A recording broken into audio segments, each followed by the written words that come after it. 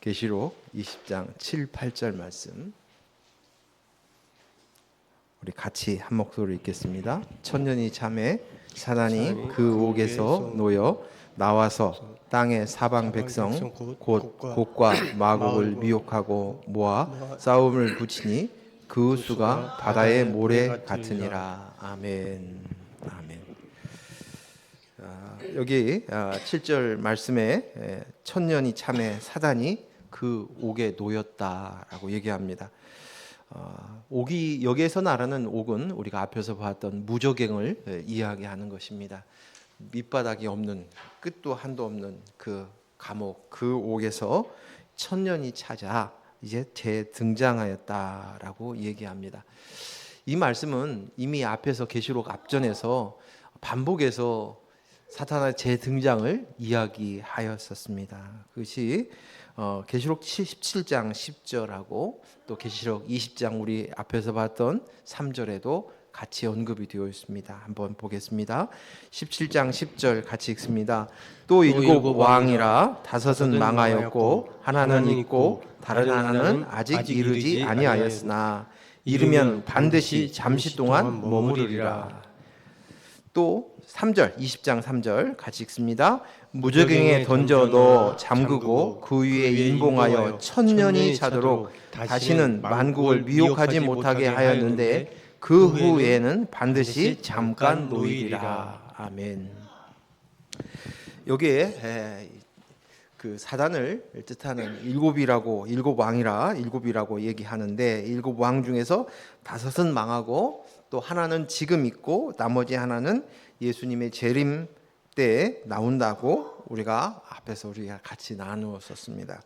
이것은 예수 그리스도의 십자가로 사단은 결박하여 더 이상 힘을 쓰지 못하고 결박되는 것을 뜻하는 것이 사탄의 일곱 왕 중에 다섯이 망하였다라는 것이 예수님의 십자가의 사건이고 지금 하나가 나를 위해서 있다고 얘기했습니다. 그리고 나머지 하나는 예수 그리스도께서 이제 재림하시고 날 때 그때 등장한다라고 우리가 보았습니다. 여기에 오늘 천년이 지남에 천년이 참에 그 옥에서 놓였습니다. 누가요? 사탄이요. 놓였습니다. 그리고 이 사탄은 반드시 잠시 동안 머무르리라. 또 3절에서 반드시 잠깐 놓이리라 라고 하였습니다. 그러니 이제 천년이 참에 사단이 그 무저갱에서 나올 것입니다. 하나님이 주신 말씀대로 되어진 것입니다. 그런데요, 이 말씀을 보면서 우리가 정리해야 할 것이 있어요. 그래서 오늘 2절밖에 안 되는데도 우리가 기억해야 될 아주 분명한 말씀의 메시지가 있습니다. 첫 번째는 천년의 의미가 무엇인가를 한번 생각해 봐야 하는데 이 천년의 의미를 인본에 우리의 생각으로 우리의 관점으로 우리의 시각으로 보아서는 안 되고 하나님의 보시는 관점에서 뭐라고 말씀하셨는지를 우리는 알아야 돼요. 하나님이 말씀하시는 것이기 때문에 하나님께서 왜 이렇게 말씀하셨는가를 알 수 있어요. 왜냐하면 계시록에 보면 계속 보면 앞에서도 말씀하신 것이 또 뒤에도 또 반복되어서 나오는 거예요. 그런데 이것을 보면서 다른 시간, 다른 사건으로밖에 이해를 못하는 거예요. 왜요? 우리는 시간의 흐름에 따라서 살아가고 있고 우리의 생각, 사고, 체계는 모든 시간의 흐름으로만 이해하는 거예요. 그래서 성경에 나와 있는 말씀들을, 성경의 주제들을 우리가 계시록뿐만 아니라 우리가 그 창세기에서부터 쭉 나오는 것들을 시간의 관점으로 자꾸 얘기하니까 성경에 오류가 있는 것처럼 이야기합니다. 그러나 성경은 하나님의 말씀이시고 그 말씀에는 하나님이 우리에게 깨닫게 해주시기 위한 메시지이시고 또 그 중요한 말씀들을 이렇게 저렇게 요렇게 다양하게 하나님께서 말씀해 주시는 메시지라는 것이에요. 그래서 우리는 이 천년이 지남에라는 이 말씀 속에서 하나님의 관점으로 보아야 돼요. 그래서 그때 보았을 때 이 말씀이 무슨 뜻인가를 생각해야 됩니다. 특히 요한계시록을 볼 때 세대주의자들, 특히 우리나라는 또 영향을 받았지만 미국의 세대주의자들이 기득권을 가지고 있습니다. 굉장히 신앙에 열심이 있고 특출난 것처럼 보여지지만 제가 봤을 때는 굉장히 패단이 있어요. 패단이 있어요. 그리고 그 세대주의자의 영향을 받아서 우리가 알듯이 이라크를 침공하기도 하고 또 지금 이란하고 이런 일들을 하는데 그 모든 배경 속에서 세대주의 신학의 영향이 있어요. 근데 그 세대주의 특징이 뭐냐면 시간의 관점으로 시간을 나누는 거예요. 그래서 예수님의 재림을 기준으로 해서 우리가 앞에서 봤듯이 전천년설, 후천년설, 무천년설을 나누기도 하는 것입니다. 그래서 우리는 결국 시간 안에만 묶여서 모든 것을 바라보고 있다는 것입니다. 베드로후서 3장 8절 말씀 같이 읽습니다. 시작. 사랑하는 자들아, 주께서는 하루가 천년 같고 천년이 하루 같다는 이 한 가지를 잊지 마라. 이 한 가지를 잊지 마라. 너희가 잊지 말아야 할 것이 있어. 근데 그것은 하나님은 하루가 천년 같아. 천년이 하루 같다는 말씀을 해주신 거예요. 우리의 시각으로 가지고 있으면 이 말씀을 이해할 수 없어요. 그런데 하나님이니까 그래 하나님은 그러신 분이야. 그런데 정작 성경의 말씀을 바라보면서 그 시각으로 하나님 그런 하나님이신 것을 우리가 잊어버린다는 거예요. 잊어버리고 바라보는 거예요. 그래서 이것은 하나님께서는 시 공간을 초월하시는 하나님이셔요. 그래서 하나님께서 우리는 구약의 시대에는 시간적으로 봤고 예수님이 오시기 전에 그 시간이었고 신약 시대는 예수님이 오시고 난 이후의 시간을 이렇게 바라보고 있지만 하나님께서는 시 공간을 초월하여서 하나님께서 예수님과 함께 창조하셨던 그 순간 또 예수님이 이 땅에 오셨고 예수님이 십자가에 못 박혀 죽으신 그 사건 그리고 그 이후에 하나님의 영 성령 그리스도를 보내어서 이제 우리와 연합되어 온전한 모습들 그리고 예수님의 재림 오셔서 이제 심판하시는 그때 이 모든 것들이 하나님의 눈에는 한눈으로 볼 수 있다. 그리고 그 시간을 초월해서 같이 보여줄 수 있다는 사실이에요.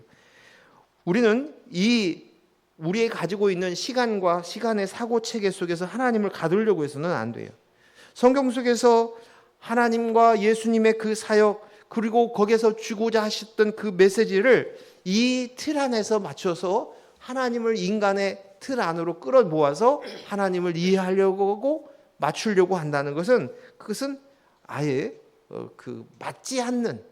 전혀 맞지 않는 것이 옳지 못한 생각이라는 것입니다. 하나님은 이 세상을 창조하셨어요. 그리고 또 모든 체계를 만드시고 질서를 만드시고 그 가운데 운행하시는 하나님이십니다. 하나님의 생각과 계획을 가지고 하나님의 뜻 가운데서 이루어지신다는 사실이에요. 저는 그래서 이 말씀을 보면서 어떤 생각을 했냐면 어떻게 이해를 했냐면 제가 설명하는 것이 다가 아닌데 제가 이해하는 그것으로 인해서 여러분에게 조금 도움을 얻을 수 있었으면 좋겠다 싶어서 이야기하는 것입니다. 우리는 하루를 살지요. 지금을 살고 있어요. 현재를 살고 있습니다. 현재가 사는 나의 존재입니다. 그런데 과거는 지나가고 또 미래가 있어요. 앞으로 올 미래가 있습니다. 아직 오지 않은 시간이지요. 그래서 오늘 우리가 미래도 있고 과거도 있고 현재도 있다는 것을 알고 있습니다. 그런데 우리가 살고 있는 것은 현재입니다. 그렇지만 그 하루가 어떤 때는 길게 느껴질 때도 있고 어떤 때는 짧게 느껴질 때가 있어요. 그렇죠? 과거도 마찬가지예요. 과거도. 그리고 미래에 대한 것도 마찬가지입니다. 그 과거 미래가 멀게 느껴질 때도 있고 짧게 느껴질 때도 있어요. 그렇죠? 우리 어린 아이들은 자라나는 청소년들은 빨리 미래가 왔으면 좋겠다는 너무 늦게 오는 거예요. 서서히 오는 것 같아요. 유건 씨가 제일 젊으니까 얘기할 수 있죠. 빨리 어른이 되고 싶은 마음 없어요? 있죠. 그렇죠. 근데 지금 이제 시간의 속도를 제일 빠른 것을 봤을 때 우리 권사님은 시간이 빨리 갑니까? 안 갑니까? 그렇죠. 너무 빨리 가는 거예요. 이제 권사님이 대장이니까 내가 넘버 2잖아요. 감히 얘기합니다. 시간이 빨리 가는 거예요. 시간이라는 것이 그렇다는 것이죠. 자, 그렇게 생각할 때 오늘 우리가 과거를 이해하는 것이 과거는 우리가 지나온 세월이에요. 어떤 사람은 뭐 20년, 어떤 사람은 30년, 40년, 50년, 70년, 80년 이 시간들을 가운데서 우리가 지내왔어요. 그리고 그 중에서 한 시점을 지내왔습니다. 하지만 그 과거의 시간들을 봤을 때 그 시간대별로는 나누지만 지나간 과거는 똑같이 내가 30대에 있었던 사건, 20대에 있었던 사건이나 50대, 60대에 있던 사건은 한 시간에 똑같이 우리의 기억의 앨범 속에서 그대로 똑같은 위치를 차지하고 있다는 거예요. 그 당시에는 시간 안에서 하루였지만 그 시간이 길기도 하고 짧기도 했었지만 과거를 돌이켜 봤으니까 어때요? 그냥 앨범 안에 똑같은 그림이라는 사실이에요. 사진이라는 사실이에요. 앨범의 기억의 앨범 속에서 그려진다는 사실이에요. 이것이 이처럼 오늘 하나님께서 우리의 가지고 있는 모든 것들을 그 시 공간을 초월해서 하나님께서 모든 것을 다스리시고 보신다는 사실을 우리도 오늘만 살고 있으면서 우리가 지나간 과거는 똑같이 10년이든 30년이든 그때 당시에는 길기도 하고 짧기도 했었지만 같이 지나고 나면 한 앨범 안에 한 사진으로밖에 남겨져 있지 않다는 사실. 그것처럼 하나님을 이해하는데 바라볼 수 있어야 된다는 것이에요. 하나님의 시공간을 초월하여서 본다는 그 시간을 하나님은 시간을 얽매이지 않고 어떤 사건, 아담과 하와가 범죄한 그 모습 속에서도 예수 그리스도가 나와요. 그리고 예수 그리스도를 십자가를 보면서도 구원받을 성도의 모습, 앞으로 있을 그 모습이 나타나는 거예요. 즉 다시 말해서 우리가 사과나무를 심으면서 그 사과나무를 보면서 그 열매를 맺고 열매를 먹는 사람들의 모습에까지도 같이 보실 수 있다는 사실이에요. 이것이 하나님이시라는 사실이에요. 하나님의 그 관점으로 오늘 천년이 하루 같은 그분이 천년이 찼다라고 표현되었을 때의 그 의미를 우리는 생각해야 될 줄로 믿습니다. 그렇다면 천년이 찼다는 의미가 어떤 의미인가를 한번 생각해 봐야 돼요. 천년이 찼다. 천년의 의미는 우리가 앞에서 보았듯이 상징적인 숫자라고 그랬어요. 충만의 숫자. 그렇죠? 충만의 숫자로 그렇게 천을 이야기하고 있습니다. 그렇다면 천년의 참회의 뜻은 어떤 의미이냐? 그것은 오늘 시간적으로 천년을 찼다. 시간이 얼마 돼서 그래서 예수님이 언제 어느 때에 어느 시기에 재림하신다. 여기에만 꽂혀져 있어요. 그렇죠? 그래서 예수님이 오실 때 그 심판할 때 내 인생에 있어서 시간이 있는데 내 시간이 언제 죽을 것인가? 그래서 하나님 앞에 쓸 때인가? 그거에만 관심이 있어요. 근데 잘 생각해 보세요. 이 관점은 모두 다 내가 나야가 보는 관점이에요. 안 그렇습니까? 그 시간은 그래서 내가 그 시간대 안에서 내가 어떻게 살아야지, 어떤 인생을 살아야지 그런 생각, 사고 속에 갇혀져 있으니까 그것이 중요한 거예요. 내가 나에게 있어서는 그 시간이 굉장히 중요한 시간과 의미를 부여할 수 있다. 가지고 있습니다. 하지만 그러나 오늘 우리가 이 천년의 숫자는 바로 그 시간의 개념뿐만 아니라 오늘 나에게 있어서 그 천년이 찼다. 그 말은 하나님의 놀라우신 구원이 내 안에 이루어졌다라는 의미인 거예요. 무슨 말씀이신지 아시겠어요? 오늘 천년이 참에 사단이 재등장하는데 이 천년이 찼다는 것은 내가 이제 시간이 찼다는 거예요. 그 하나님의 약속한 그 시간, 구원의 시간이 있는데 하나님의 모든 관점을, 성경의 모든 관점의 시간은 구원의 시간표예요. 그래서 구원의 시간표대로 하나님께서 하나님의 생각과 계획에 따라서 뜻에 따라 진행이 되어지는데 이제 그 천년이 찼다는 것은 내가 이제 천년의 시간은 사탄이 그 시간 안에 결박이 되어져서 역사하지 않는 그때 이제 예수 그리스도를 영접하였고 그리스도의 영과 연합하여졌고 이제 비로소 새로운 피조물로 재창조가 되어지는 것입니다. 새 생명 즉 구원이 이루어졌다는 것입니다. 사탄이 이 세상의 권세를 잡은 자로 아담 하와 이후에 그 범죄 이후에 인류에게 왕노릇하며 인본으로 살도록 그것을 주관했어요. 세상을 주관하였어요. 그래서 너도 하나님처럼 될 수 있어. 넌 스스로 있을 수 있는 단독자야. 너는 단독자로서 너는 온전한 자야. 라고 거짓말을 심어두었고 이 거짓말이 결과가 내가 나야 하며 하나님 노릇하며 살아갑니다. 그런데 이제 예수 그리스도의 십자가의 사건으로 인하여서 사단이 결박이 되어지고 이제 그 가운데서 내 안에 구원이 이루어졌다는 거예요. 그래서 7 중에 5이 결박되었다. 이 사건, 예수 그리스도의 십자가의 사건, 하나님께서 작정되고 예정된 자, 택한 자들이 이때 구원받았다. 구원받은 숫자가 되었다. 내가 구원이 이루어졌다. 그리스도의 영으로 나입니다. 라고 고백되어진 그 시간이 바로 1000년이 찼다. 그 시간이 되었다라는 것입니다.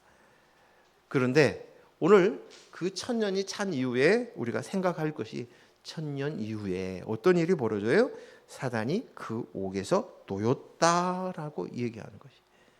사단이 놓였다라는 것은 그 말의 의미는 오늘 성경의 구절 속에서 보면 분명한 목적이 있는 거예요. 사단이 놓여져 있는 이유는. 그래서 사탄의 역할이 드디어 있다는 거예요.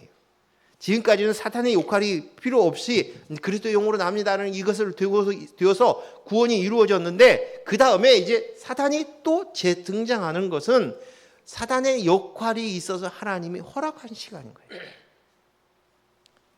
자, 그것이 무엇입니까? 사탄의 역할이 계시록 13장 14절에도 나오고요. 18장 23절에는 나오고요. 또 19장 20절에도 나오고요. 계시록 20장에서는 무려 3번이나 걸쳐서 사탄의 역할을 설명하고 있어요. 자, 그 3번이 뭐냐면 3절, 8절, 10절에 등장해요. 3절 한번 읽겠습니다. 시작. 무저갱에 던져 넣어 잠그고 그 위에 임봉하여 1000년이 타도록 다시는 만국을 미혹하게 하지 못하게 하였는데 그 후에는 반드시 잠깐 놓이리라. 사탄의 역할이 뭐였어요? 미혹하지 못하게 하기 위해서 그곳에 집어넣었다는 거예요. 근데 이제 미혹하기 위한 것이, 미혹하는 일이 사탄의 역할인 거예요. 8절 말씀 우리 같이 읽습니다. 시작. 나와서 땅의 사방 백성 곧 곡과 마곡을 미혹하고 모아 싸움을 붙이리니 그 수가 바다의 모래 같으리라. 오늘 우리 본문 말씀이죠. 이건 나중에 더 설명하기로 하고 여기서도 마곡을 미혹하고 라고 설명하고 있습니다. 또 10절 말씀도 있겠습니다. 시작. 또 그들을 미혹하는 마귀가 불과 유황못에 던져지리니 거기는 그 짐승과 거짓 선지자도 있어 세세토록 밤낮 괴로움을 받으리라. 사단의 임무가 무엇입니까? 미혹하는 거예요. 누구를? 1000년이 찬 구원받은 저와 여러분을, 하나님의 백성들을, 구원받기로 작정된 자들을, 그들을 미혹하는 일이에요. 미혹이라는 단어를 우리 단어에서 우리 구어사전에서 찾아보면 마음이 흐려지도록 홀리는 것을 미혹이라는 단어를 써요. 마음이 흐려지게 해서 홀리게 하는 것입니다. 이 미혹의 일들이 뭐냐면 우리가 잘 알고 있는 성 어거스틴 있죠? 조금 설명을 하자면 우리가 신학적으로 봤을 때 성경을 가장 신학적으로 정립을 한 성경의 제자는 사도 바울이에요. 그렇죠? 그리고 사도 바울의 그 신학을 제대로 잘 정리한 사람이 바로 어거스틴이라고 봐요. 그리고 그 어거스틴이 뒤를 이어서 또 그 정립한 것이 누구냐? 칼빈이라고 봅니다. 장로교가 그렇게 본다는 거예요. 저와 여러분이 지금 장로교에 다니고 있으니까 그렇게 보고 있거든요. 그래서 어거스틴은 굉장히 중요한데 어거스틴이 지은 명조 중에 하나가 뭐냐면 그 유명한 하나님의 도성이라는 책이에요. 하나님의 도성. 이것은 그냥 413년에서 426년까지 무려 14년에 걸쳐서 하나님의 도성이라는 유명한 책을 저술하였습니다. 그것을 만들었는데 이 어거스틴이 이 글을, 이 하나님의 도성을 쓴 이유가 뭐냐면 그 당시가 로마 시대였는데요. 그 로마가 410년에 야만족이라고 불리던 고트족에 의해서 로마가 함락되는 사건이 일어났어요. 당시 로마는 최고의 나라였어요. 문화, 경제, 교육 모든 분야에서 가장 앞서가는 최강국이었습니다. 그런데 그들이 그토록 무시하였던 이방 민족이었던 고트족이 손도끼를 들고 쳐들어왔는데 순식간에 로마가 점령되어 버렸어요. 600년 동안 지속되었던 로마 제국이 불과 단 3일 만에 무너져 내렸습니다. 로마인들은 이 사건으로 인해서 충격을 받았어요. 철옹성이라고 생각했던 로마가 무너진 것이. 그런데 그 모습들로 인하여 절망이 굉장히 컸는데 그 절망을 어디서 찾았냐면 그 망하기 전에 100년 전에 313년에 콘스탄티누 대제가 기독교를 공인하는 사건이 있었어요. 그래서 그때부터는 이제 그 이후에 기독교를 국교로 만들어요. 공인하고 이건 이제 나라에서 인정하는 종교입니다. 공인하고 그 이후에 이제 국교로 되어지고 그 여러분이 잘 알듯이 그 이후에 이제 계속 중세 시대로 넘어가는 그런 과정이 있게 되어지는 거죠.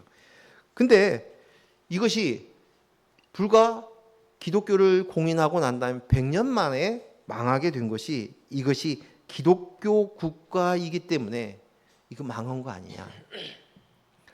도대체 하나님은 왜 로마를 멸망시켰느냐? 이런 질문이 빠진 거예요. 로마가 약해진 것은 결국 기독교가 공인된 이유부터다. 거기에서 그 이유를 찾는 것이 이것이 뭐예요? 사단의 미혹이에요.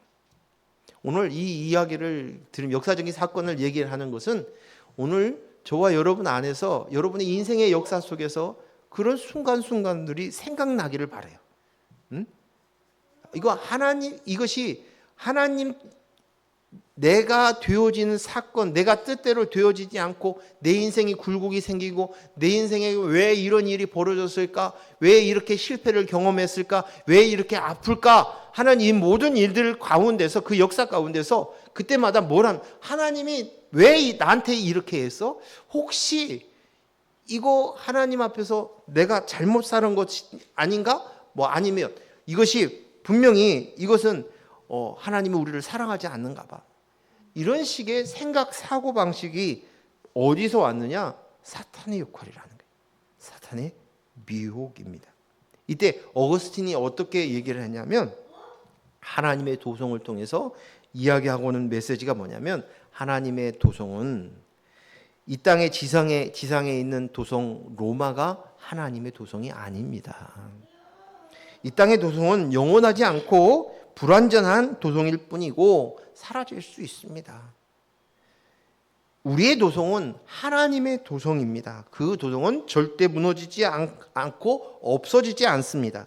로마의 멸망이 곧 하나님 나라의 멸망을 이야기하지 않습니다. 하나님의 도성은 하나님이 통치하신 날이고 영원한 나라이기에 하나님의 도성인 우리는 그 하나님의 도성을 바라고 그 도성에서 살아야 합니다. 이것이 하나님의 도성의 책의 내용의 핵심이에요. 사단의 미혹이 오늘 첫눈이 찬 저와 여러분에게 이루어진다는 거예요. 그 미혹이. 근데 사단은 끊임없이 내가 나야 넌 하나님으로 살 수 있어. 그래서 하나님처럼 내가 나야에 가지고 있는 뜻대로 되어지는 것이 좋은 것이야, 맞는 것이야. 그것이 하나님이 나를 사랑하는 것이야, 축복하는 것이야 라고 생각하는 것이. 이 생각이 어디서 왔다고요? 사탄이에요. 그래서 내가 나야가 죄인데, 내가 나야로 사는 것이 죄인데, 그런 내 자신이 죄를 짓는 것이 당연한 것이라고 생각하는 거예요. 그건 당연한 것이야.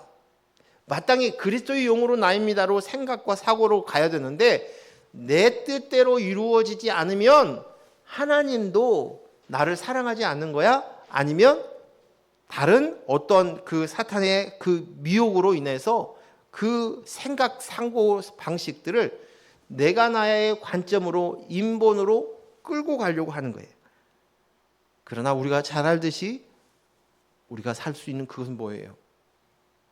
예수님께서 기도하셨던 것처럼 내 뜻대로 하지 마옵시고 하나님 뜻대로 하옵소서.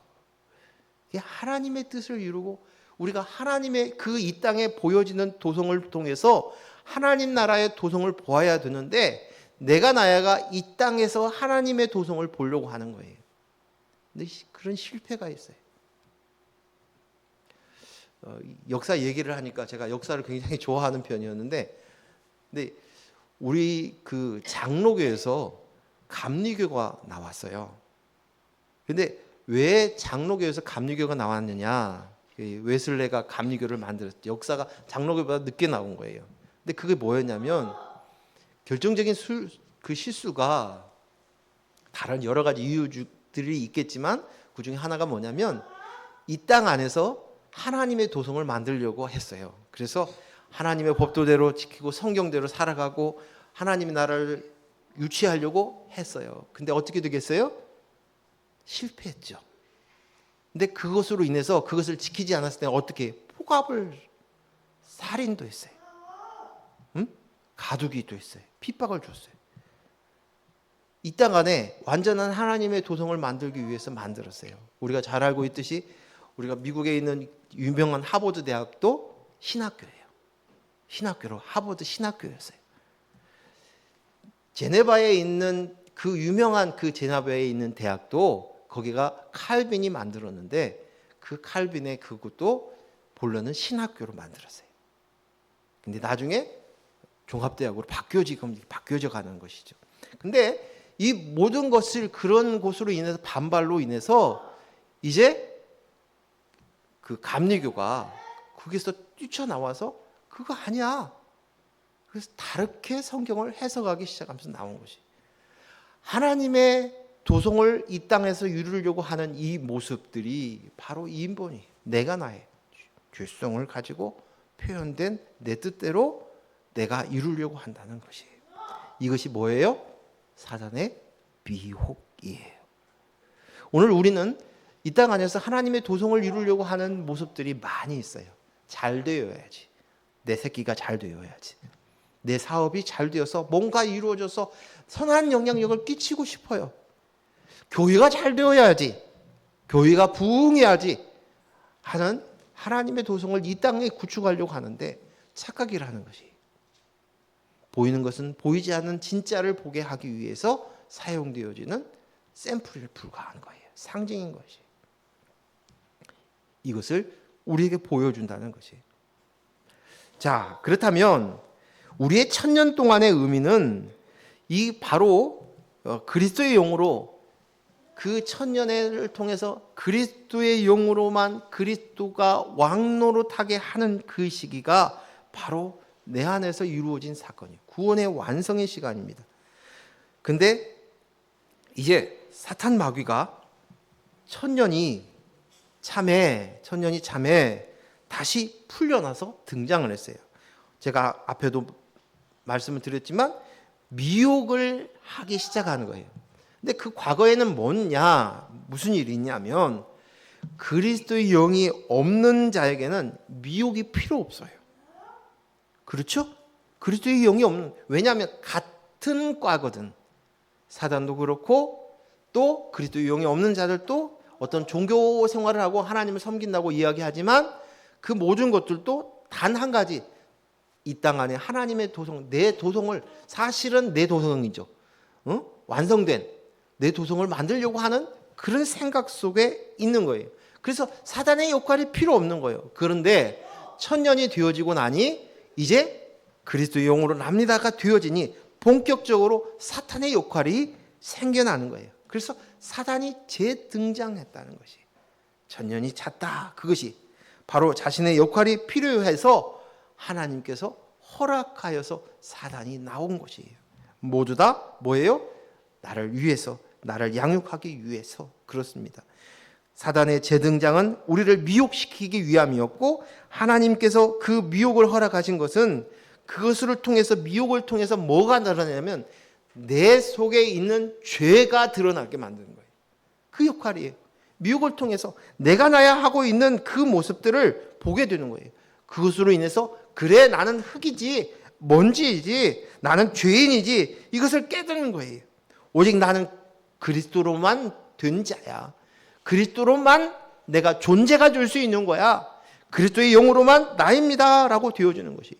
그러기에 바로 사단의 미혹은, 그 등장은 나를 양육하기 위함이고, 나를 자라나게 하기 위함이고, 나를 성숙시키기 위함이고, 나를 나답게 만드는 거예요. 나가 뭐예요? 그리스도예요. 그리스도의 영으로 납니다. 나답게 만들기 위함인 것이에요. 나는 오직 그리스도의 영으로 나입니다. 내 안에 그리스도가 계십니다. 나는 그릇입니다. 나는 톡이지요. 나는 건물이지요. 성령인 그리스도가 내게 담김으로 인해서 내가 성전이 되었습니다. 하나님 앞에서 존재가 되어서 재창조가 완성이 되었습니다 라고 각성하는 것입니다. 그래서 사단의 재등장은 나와 여러분, 우리의 유익을 위한 가장 필요한 것입니다. 반드시 이것이 있어야만 순전한 그리스도인으로 만들어가게 하는 것입니다. 이것은 마치 끊임없이 풀무불에 정금을 연단하는 것과 똑같다는 것이에요. 정금을 만들기 위해서 끊임없는 풀무불에 연단이 있었던 것처럼 사단의 재등장은 바로 하나님이 나를 만들기 위해서 하시는 사역이시라는 사실인 것이에요. 그래서 성경을 한번 좀 찾아보겠습니다. 쭉 읽겠습니다.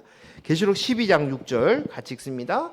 그 여자가 광야로 도망하매 거기서 1260일 동안 그들을 양육하기 위하여 하나님께서 예비하신 곳이여 있더라. 12장 14절 시작. 그 여자가 큰 독수리의 두 날개를 받아 광야 자기 곳으로 날아가 거기서 그 뱀의 낫을 피하여 한때 둘때 반때를 양육받음에. 히브리서 12장 11절 시작. 무릇 징계가 당신은 즐거워 보이지 않고 슬퍼 보이나 후에 그로 말미암아 연단받은 자들은 의와 평강의 열매를 맺느니라. 연단을 받은 후에 그냥 의와 평강이 그 열매가 그냥 이루어지는 것이 아니에요. 연단이 필요한 거예요. 말라기야서 3장 3절도 읽겠습니다. 시작. 그가 은을 연단하여 깨끗하게 하는 자 같이 앉아서 레위 자손을 깨끗하게 하되 금, 은 같이 그들을 연단하리니 그들이 공의로운 제물을 나 여호와께 바칠 것이니라. 아멘. 우리는 사단의 미혹의 그 대단한 활약으로 내 속에 두 개가 보이기 시작해요. 선명하게 보여져요. 두 개가 뭐겠어요? 하나는 그리스도의 영으로 나입니다를, 또 하나는요, 여전히 인본으로 내가 하나님이야, 내가 나야 하는 이 두 가지예요. 그런데 이 땅에 당하는 고난과 유혹과 시험 속에서 난 그리스도의 영으로만 나입니다. 나의 머리는 그리스도이십니다. 그분은 내 신랑이십니다. 그분은 내 주인이십니다. 나는 그분을 담은 그릇입니다. 흙과 먼지였습니다 라고 알게 되어지고 깨쳐지게 되어지는 것이. 이제 마지막 8절 말씀을 나누겠습니다. 같이 읽습니다. 나와서 땅의 사방 백성 곧 곡과 마곡을 미혹하고 모아 싸움을 붙이리니 그 수가 바다의 모래 같으리라. 아멘. 여기에 나오는 곡과 마곡을 미혹하여 싸움을 붙이는데, 그 싸움을 붙이는데 그들의 숫자가 바닷가의 모래알 같다는 거예요. 그렇다라고 얘기합니다. 이게 곡과 마곡은 이미 에스겔서 38장, 39장에서 등장했던 이것들을 그대로 되어져 있는데, 이 곡과 마곡이 정확히 누구인지는 모르겠지만 그것이 뭐라고요?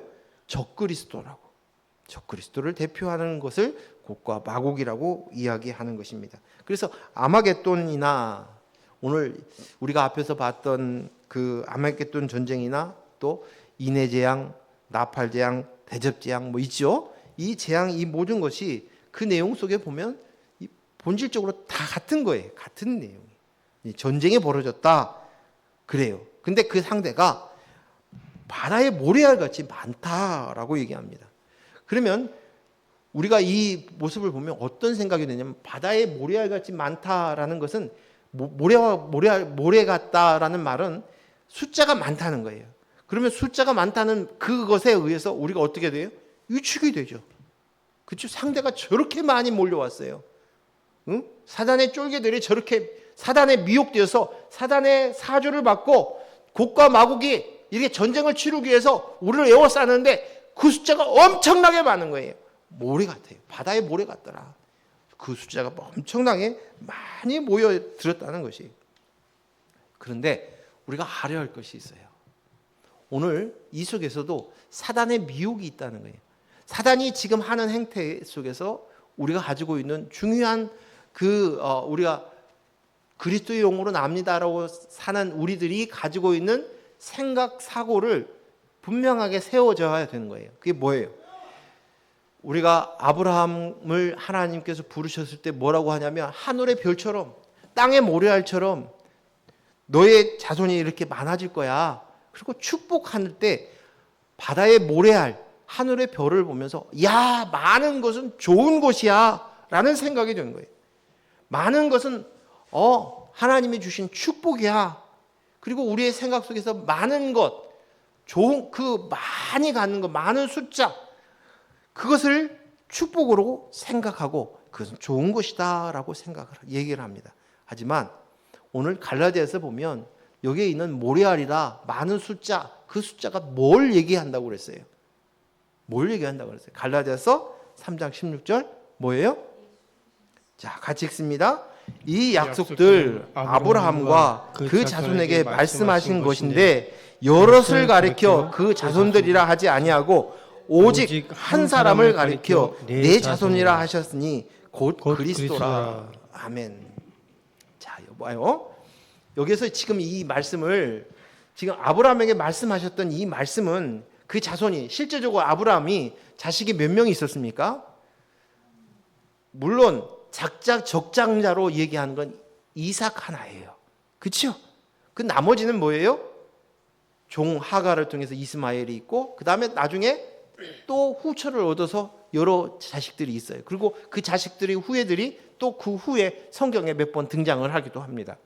근데 그 숫자가 되어지는 여기서 말하는 그 번성하리라는 그런 뜻이 아니라 이 숫자가 이렇게 번성한다는 것은 바로 예수 그리스도를 뜻하는 거야.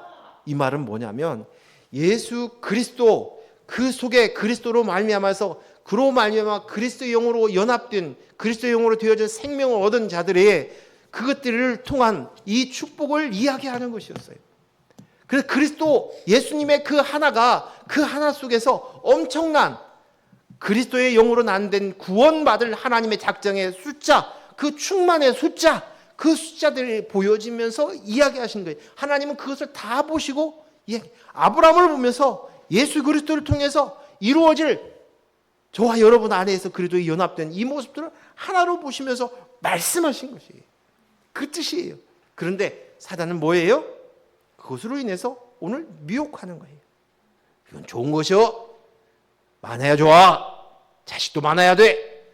돈도 많아야 돼. 그 아는 인맥의 숫자도 많아야 돼. 이런 생각으로 가는 것이.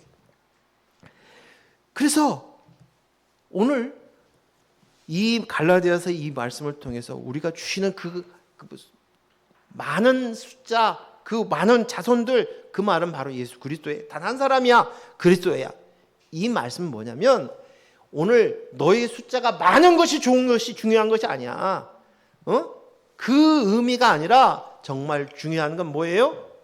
그리스도의 영으로 납니다 하는 나다움을 세우는 것이야 라는 거예요. 나다움을 세우는 거예요. 다움. 이게 바른 정체성을 가진 한 사람. 그리스도용으로 납니다. 그리스도용으로만 나입니다로 가는 것이 이게 바로 하나님 보시는 축복인 거예요. 하지만 오늘 미혹하는 사단은 뭐예요? 모래처럼 바다의 모래처럼 많은 거 그것으로 인해서 공격하는 거예요. 근데 사단에 주어졌던 미혹으로 우리가 알고 있었던 것이 사단이 이 미혹으로 받아서 꿀떡 잡아먹어서 아이고 위축되는 거예요. 주눅이 되는 거예요. 어떻게? 그리고 우리의 생각 속에서 부자가 되어지는 것, 많은 것을 가지고 있는 것, 그것이 창대하는 것, 이것은 하나님이 주신 축복이야 라는 거예요. 그러면 가난한 사람은 축복을 못 받았다는 거예요? 그 사도 바울은 맨날 천막만 만들고 그렇게 살면서, 그리고 또 후원 받으면서 그렇게 살았는데 그 인생은 그건 축복받은 것이 아니에요?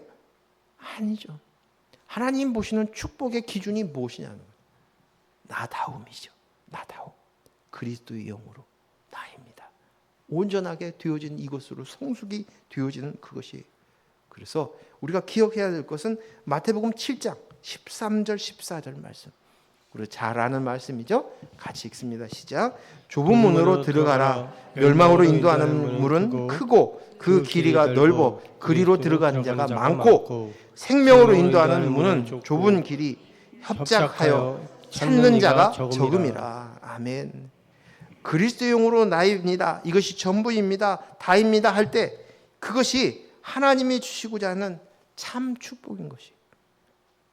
이것이 오히려 그것이 사람들을 봤을 때 많은 땅, 많은 숫자, 많은 부, 많은 사람, 많은 명예, 이것이 아니라 그리스도의 영으로만 나입니다로 하는 나다움이 세워지는 것. 이것이 바로 진짜라는 것이, 진짜 축복이라는 사실이. 우리의 가족이, 우리의 자녀가 이 땅에서 뒤뚱뒤뚱 거리며 넘어지는 것 같고 쓰러질 때도 있어요. 근데 그때마다 저와 여러분의 관점은 우린 그리스도의 영으로 보아야 된다는 거예요. 그리스도의 영으로. 내 자식이 우리가 가지고 있는 높은 학력을 가지고 있고 잘 배워야 되고 그렇게 풀려야 할 텐데 이 관점으로 보지 말고 뒤뚱뒤뚱하고 넘어지기도 하고 쓰러지고 있지만 우리가 그것을 바라볼 수 있는 눈은 그것도 또한 하나님의 뜻 가운데 있는 것을 알면서 그리스도의 영으로 봐야 돼요. 눈을. 불안한 마음이 올라오죠. 이 세상에 살고 있으니까. 그렇죠? 그 뒤뚱뒤뚱 거리는 것이 너무 안타깝죠? 마음이 조급하죠. 그래서 그 속에서 자기를 못 찾아가서 방황하는 모습들도 있을 수 있어요. 실패를 거듭하면 그것이 트라우마처럼 된 것처럼. 근데 내 인생뿐만 아니라 내 자녀도, 내 가족도, 내 형제의 모습도, 내 이웃의 모습 속에서도 그 관계 속에서 인정받으려고 살려고 하는 것이 아니라 그리스도 영으로 하나님이 하시는 그것들을 본으로 인하여서 우리는 그저 하나님 앞에 감사해야 돼요. 제가 이번에 좋은 그 직장에 들어가서 이번에 돈이 주식이 대박을 났대. 우와 좋겠다. 이것으로 그 숫자로 사단의 미혹에 넘어가서는 안 된다는 것이. 우리의 대적이 누구인지 영의 눈으로 볼 수 있어야 되는 줄로 믿습니다. 설사 이 땅 안에서 넘어진다고 할지라도 우리는 그때 그냥 툴툴 털고 또 일어나는 거예요. 그것이 끝이에요. 의미가 없어요. 그 실패가 의미가 없어요. 중요치 않아요. 중요치 않아요. 그리고 속것을, 모든 사람의 속것을 들어보면 깨끗한 사람이 있고 좋은 사람이 없는 거예요. 다 이야기가 있고 사연이 있고 상처가 있고 문제가 있어요. 그런데 오늘 우리는 그 속에서도 그리스도의 영으로 납니다. 아버지 감사합니다. 그리고 뚜벅뚜벅 걸어가는 것이 하나님께서 이 땅 안에서 우리를 향하신 하나님의 뜻이고 이것이 사단을 재등장시키신 하나님의 계획이십니다. 그런 사이에 어느 순간에 쑥 자라있는 우리의 모습, 그리스도의 영으로 온전한 모습이 되어지는 것을 기대합니다. 기도하겠습니다. 하나님 아버지 감사합니다. 주신 말씀들을 아멘으로 받고 사단을 재등장을 통해서 우리를 깨치고자 하시고 양육하시고자 하시고 이끌고자 하시는 것을 봅니다. 사단의 미혹이 무엇인지를 보게 하시고 오직 그리스도의 영으로만 분별할 수 있는 저희들 되게 하여 주시옵소서. 예수님 이름으로 기도했습니다. 아멘.